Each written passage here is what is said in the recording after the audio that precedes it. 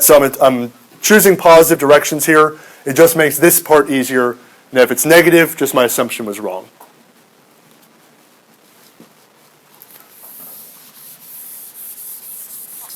All right, questions about my second drawing. All right, so slightly different than before. I could mark B, C, and D on here, but we'll see when we get to the moment step that's just going to make it harder for the second system. All right, so first step's exactly the same as we had before. Sum of forces X, sum of forces Y, then we'll get to the moments. So in picture number 1, when we sum our forces in the X direction, we'll have 3/5 times 100 plus 50 sine 30.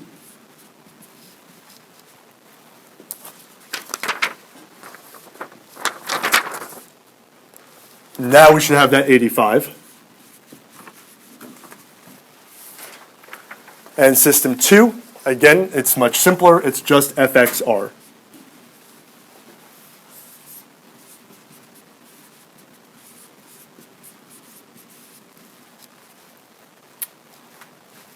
In the Y direction, in my first system, I have the same coordinate system as before. So I have 200 minus 4/5 100 plus 50 cosine 30 degrees. So the net force in the Y direction in my first system is 163 pounds.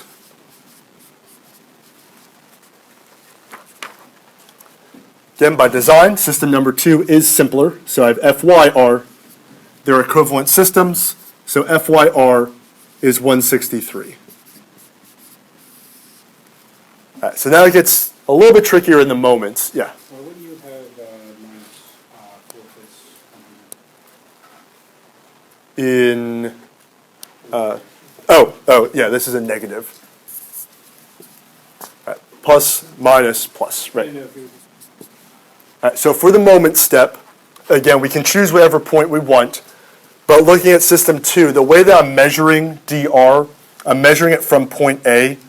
So if I chose point B, C, or D, it's going to be trickier to use this. Once we develop the equation, you'll see why. So I'm actually, even though A is not a great choice in picture 1, B, C, or D would be better. In this case, A for system 2 is going to make our lives a lot easier. So I'm going to, again, let that decide that we're taking the moment around point A. Otherwise, you have to be a little bit trickier when we find the moment in system 2. What's the actual distance from this point to B, C, or D? Could you set your distance from D? You could set it from D, but because the question is specifically asking for the measured from A, we could do that and then at the end see how far it is from A. This will save us just one step, although it does make this a little bit more complicated. Right, so that's why I'm choosing A. You could choose whatever, though. So in picture 1, I'm going to have the 200 pounds times 3 feet from A, and that's going to create a positive moment around A, so counterclockwise twisting around A. I have this 100 pounds that I have to split into its components. The horizontal component has a line of action through A, so it does not contribute to the moment. However, the vertical component does, so the 4/5 by 100, and that is going to be 6 feet away from point A, and that is going to create a clockwise twisting around A, so this component is negative. And then this 50-pound load, again, I need to split into its components, vertical and horizontal.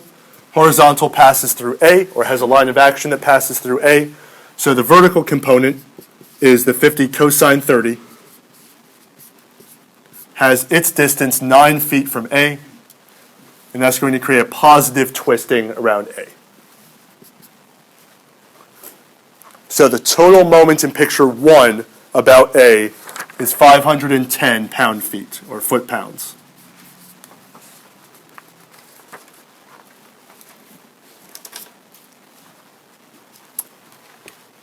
So picture 2, this is where now we have to be careful. When we're creating the moment around A, do not pay attention to the numbers we have here at the moment. Always base this formulation on the picture, then put the values in. And I'll explain why in a second. In this case, it actually doesn't impact it.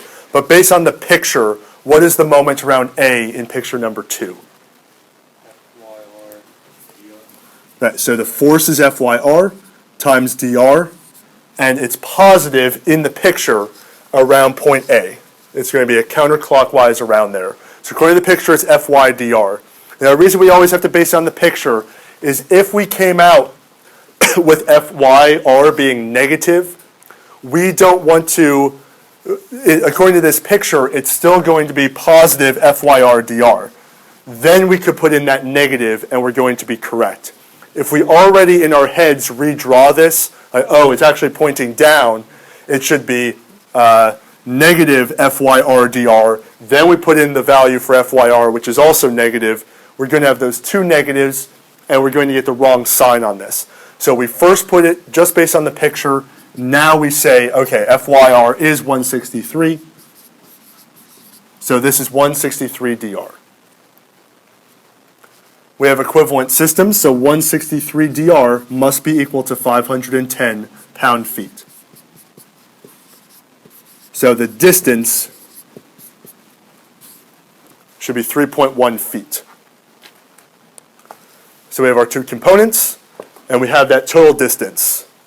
Questions on the moment calculation. Again, different than the previous example. These were exactly the same process.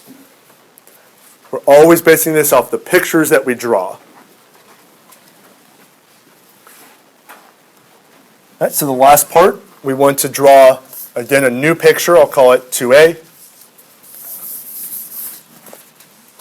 We now know where we're locating this force is 3.1 feet from point A.